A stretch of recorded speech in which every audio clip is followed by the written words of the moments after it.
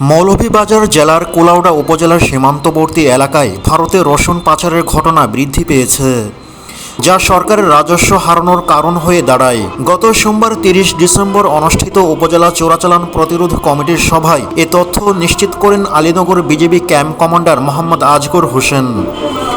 সভায় Alinagar BGB camp commander Mohammad Asghar Hossain জানান, সীমান্তে চোরাচালান নতুন একটি পণ্য যুক্ত হয়, আর তা হচ্ছে রসুন।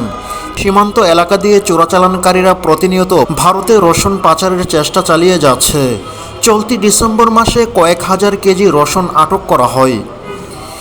এ সময় তিনি আরও বলেন, বাংলাদেশে রসুনের কেজি প্রতি বাজার মূল্য ২০০ থেকে ২২০ টাকা, যেখানে ভারতে একই রসুনের বাজার মূল্য ৫০০ টাকা। এ পার্থক্যই রসুন পাচারের পরিমাণ বৃদ্ধি করে।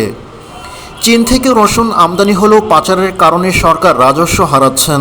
সভায় কুলাউড়া উপজেলা নির্বাহী অফিসার মোহাম্মদ মহিউদ্দিনের সভাপতিত্বে এবং অন্যান্য স্থানীয় নেতাদের উপস্থিতিতে বলা হয়, সীমান্তে চোরাচালান প্রতিরোধে কঠোর পদক্ষেপ নিতে হবে। Alinagar BGB camp commander Mohammad Asgar জানান, অন্যান্য চোরাচালানি পণ্যের বিরুদ্ধেও কঠোর ব্যবস্থা নেওয়া হবে।